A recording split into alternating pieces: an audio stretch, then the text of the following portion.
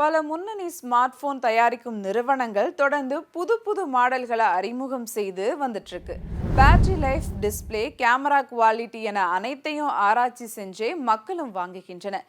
இதே போல பார்த்து பார்த்து வாங்கும் போனுக்கு எப்படி சார்ஜ் செய்ய வேண்டும் என்பது எத்தனை பேருக்கு தெரியும்? உண்மையில் ஸ்மார்ட் போனை சிறிது நேரம் பயன்படுத்தி விட்டு மீண்டும் சார்ஜில் போடுவதும், பிறகு மீண்டும் பயன்படுத்த தொடங்கிவிட்டு சார்ஜ் சிறிது குறைந்ததும் உடனே எடுத்து சார்ஜ் போடுறோம்.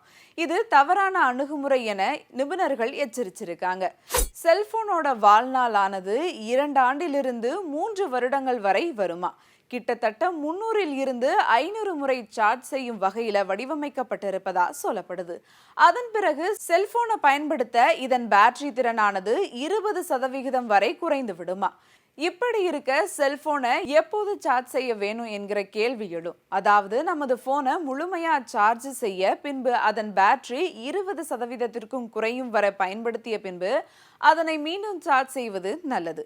100% ஃபுல் ஆனாதான் சார்ஜரை கலட்டணுங்கிற எந்த அவசியமும் இல்லை. 80% இருக்கும் போதே சார்ஜில் இருந்து எடுத்து விடலாம். இரவில் சார்ஜ் போட்டுவிட்டு தூங்கக்கூடாது.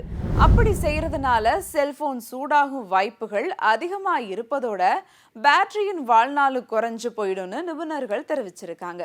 அதே சமயம் பேட்டரியின் சதவீதம் 0க்கு வரும் வரை நாம செல்போனை பயன்படுத்தக்கூடாது. அந்த மாதிரி செஞ்சாலும் பேட்டரி திறன் குறைய வாய்ப்பிருப்பதா நிபுணர்கள் தெரிவிச்சிருக்காங்க.